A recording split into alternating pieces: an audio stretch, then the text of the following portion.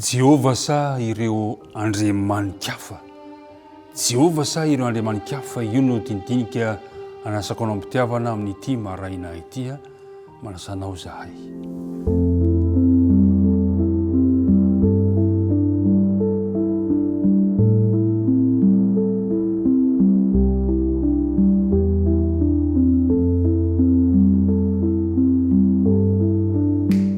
Fa le miaraba antsika rehetrarehetra indray tafahona somatsara amin'ity maraina ity, noho ny famindrampon'i Jehovah, noho ny fitantana, noho ny fitiavany, dia indreto indray isika tafaraka amin'ity herinandro ity.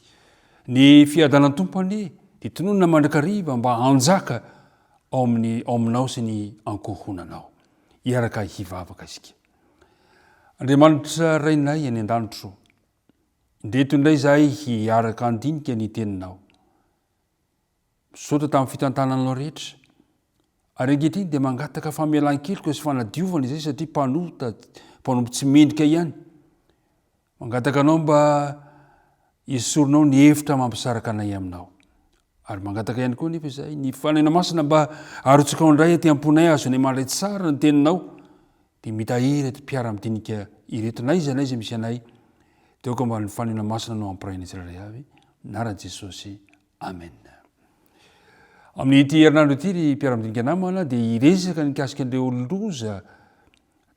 loza tany Egypta isika. Fa ny andinina tao tadiana dia ao amin'ny Exodosy 7 ka ny andininy 5:30 manao hoe andininy 5:30 dia niamafo ny fony Farao ka tsy mba nandefa ny zanak'Israely izy araka izay efa nampilazain'i Jehovah any Mozisy. Izay andininy tsirairay izay niverimberina amintsika mandritra izany herinandro ity, inona fa hipetraka tsy moramora ao ambavanao izany. Fa androany dia hoe Jehovah sa ireo andriamani-kafa.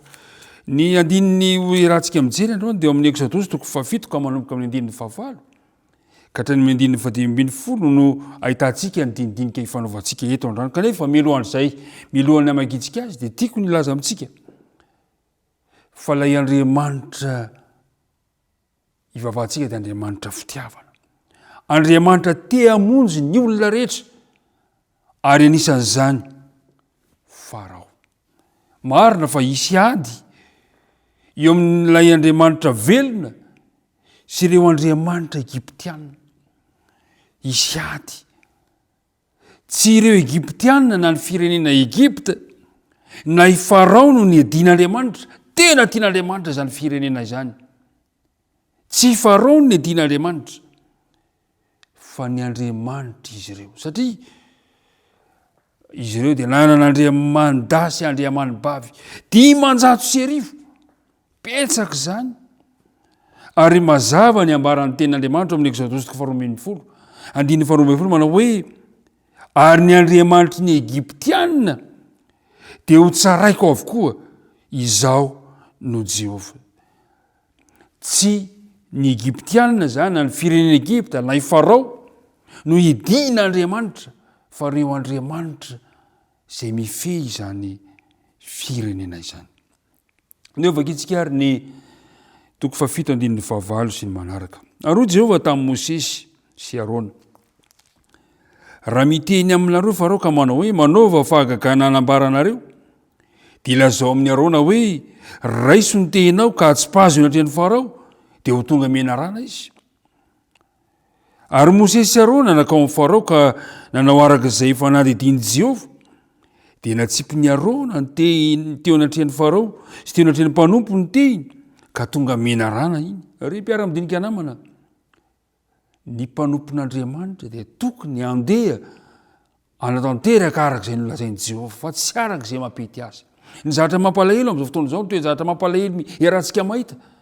Ny mpanompon'Andriamanitra dia manao izay mahafinaritra ny sainy, manao izay hivera fa mety. Fa eto dia hitantsika tsara fa izay asain'i Jehovah atao no tokony ataony ny mpanompon'Andriamanitra. Amin'inona fa 1:10 dia nampanalain'ny Farao ny olon-kendry sy ny mpananahody ary ireo mbiasy tao Egypta dia nanao toy izany koa tamin'ny fankatovany. Fa samy nanipy ny tehiny avy izy ireo ka tonga menarana ireny. Nefa ny tehiny arona ny telina ny tehiny ireo nefa ny tehiny arona ny telina ny tehiny izy ireo. Ry mpiara-midinika namana, zavatra misy de zao, ny satroboninahitry farao de nisy sarina biby lava cobra, ary io de andriamani-bavy anankiray zay nivavahandro zareo Egyptianina. Hanehoana ny heriny de nasiana zany ny satroboninahiny, ary de zay nefa ny fahagagana voalohany nentin'i Mosesy sy Arona teo anatrehan'ny farao. Tamin'ny toe-javatra io de fantatsika tsara fa niseho ny fambonian'ilay Andriamanitra velona. Tena ninon'ireo Egyptiana tokoa mantsy fa hitari-dalana amin'ny farao ny andriamani-bavy kobrana ilay biby lava, fa teto anefa de niseho ny fambonian'ilay Andriamanitra velona. Ry mpiara-midinika namana, Andriamanitra mahery, Andriamanitra manana ny famboniany ny andriamanitsika. Tsy tokony salasala isika ifikitra amin'Andriamanitra, tsy tokony salasala isika iantoraka eo anatrehan'ny mandrakariva. Ny zavatra nitranga de zao, nampiseho ny herin'Andriamanitra sy ny fanapahany any Egypta ilay fifana-ndrinana voalohany, fifana-ndrinana tsara sy ny ratsy. Nanana fahefana sy hery lehibe kokoa noho izay nanana farao i Mosesy amin'ny mahasolo tenan'Andriamanitra azy. Ry mpiara-midinika namana, rehefa tena manao ny sitrapon'Andriamanitra ny solo-tenan'Andriamanitra de mahavita zavatra ngeza be tsy takatry ny saina. Ary eto de zao, niseho ny herin'Andriamanitra teo anatrehan'ny farao. Ry mpiara-midinika namana,